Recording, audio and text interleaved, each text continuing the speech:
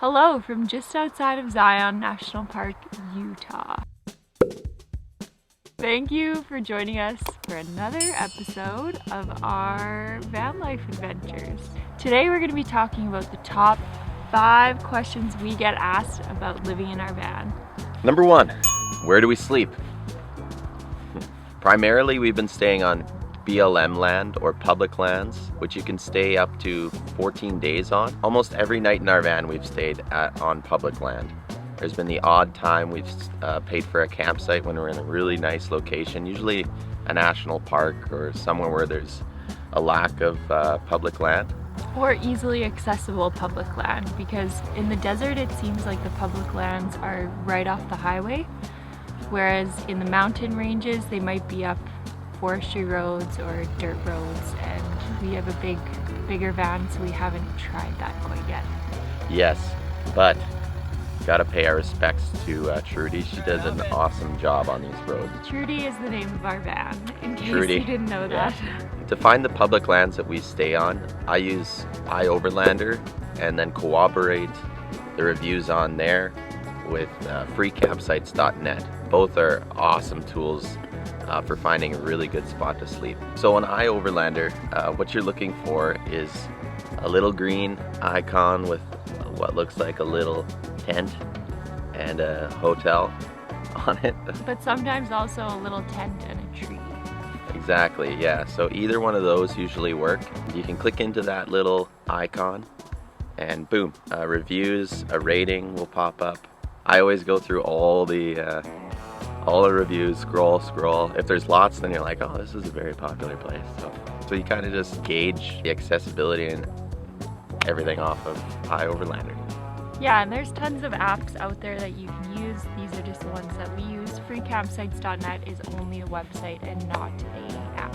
One thing is you do need to be self-sufficient when you come to the public lands. They don't have any hookups or anything like that, so you need to have a way to power your electricity and bring in your own water, and of course pack everything out with you when you leave. In the summertime, we may have a little more trouble finding campsites in Canada. We're not totally sure what that's like, so if you have any comments or suggestions for that, please leave them in the comments below. Number 2, where do we pee and poo? Number 2, talking about number 2s. So we have a composting toilet, and a lot of people don't know what that means. Basically, it's a no water toilet, so we don't need any water in order to use it. We put organic peat moss or coconut coir into the solids compartment, as they call it, and that's where you poo. And basically it just composts back into soil because there's a 12-volt fan that's hooked up to the toilet and running constantly in order to maintain a good condition in there for composting. Yeah, it doesn't smell at all, which we found astonishing.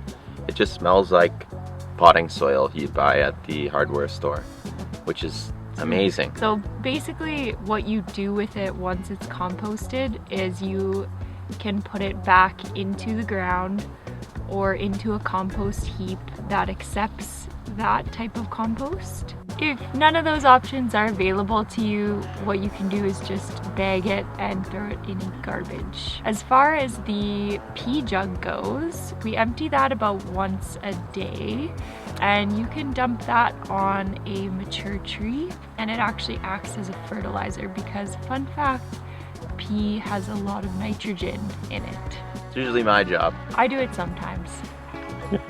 But yeah, he mostly does it. It's not as bad as you think. On the side of the composting toilet, it has almost like a 3-pronged wheel that you can spin with your foot or hand. And it mixes the solids compartment to just keep everything in motion and keep it looking and smelling like potting soil. Number 3, how do we get water? The way we get water is we turn to iOverlander.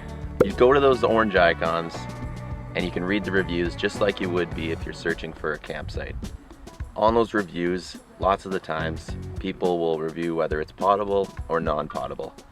We're always looking for potable because we drink right out of the tap in our van.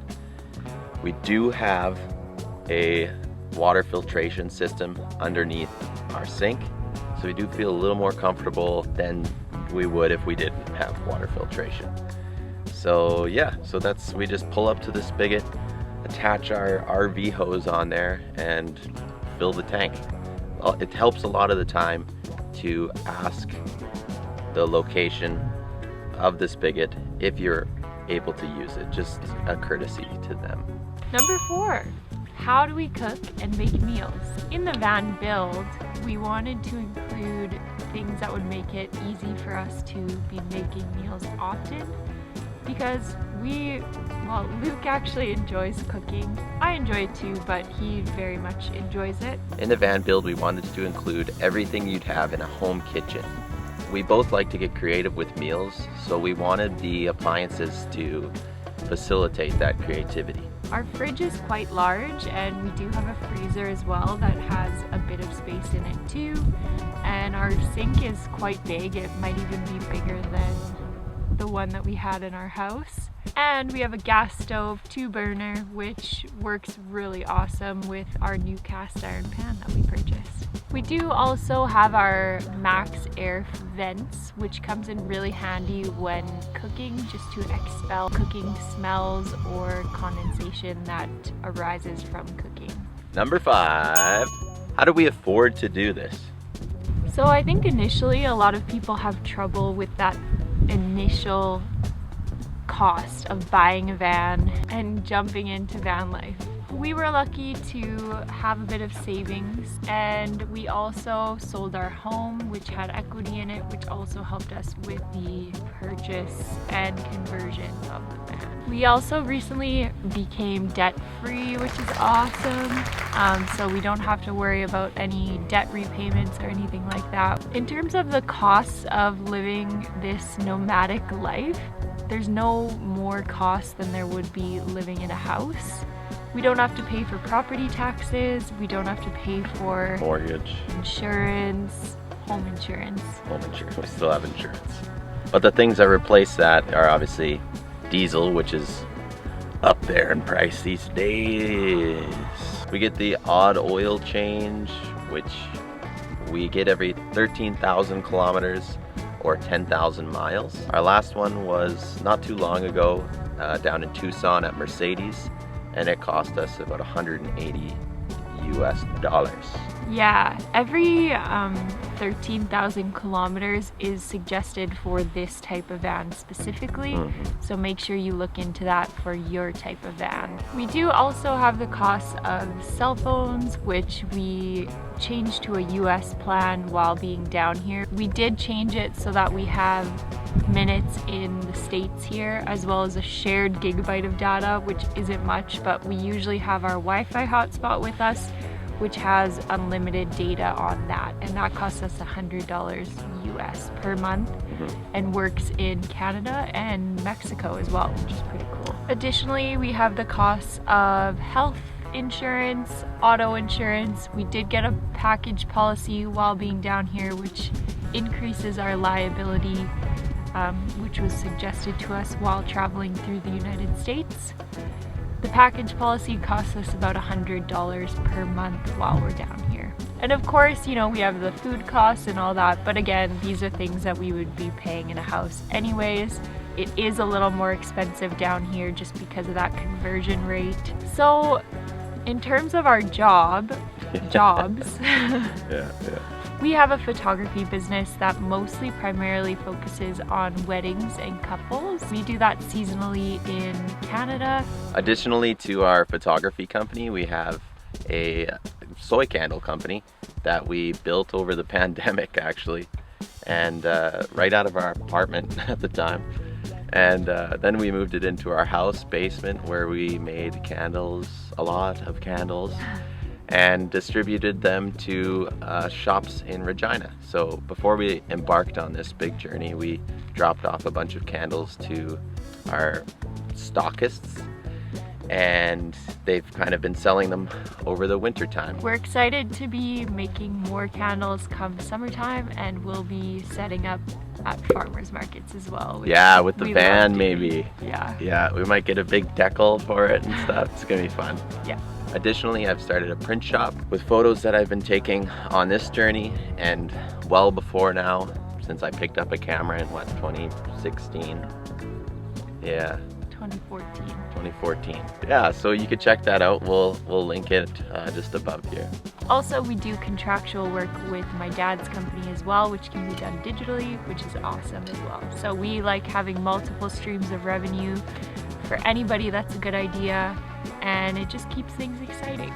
Hopefully one day we can monetize the YouTube channel too, so maybe one day that'll happen. So thank you for subscribing, for liking. That is all for today. Thank you so much for watching another video of ours. We really appreciate it.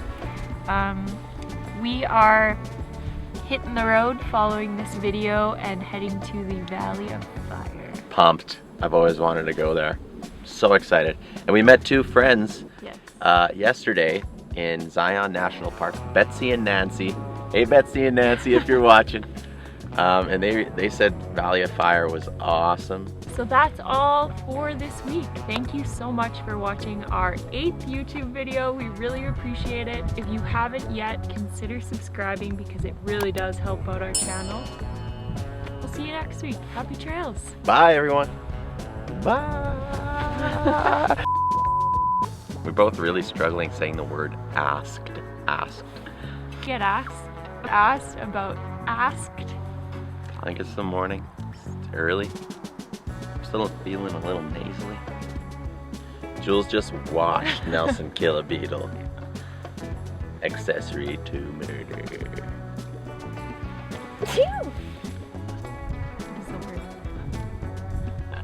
Perfect. For assurance.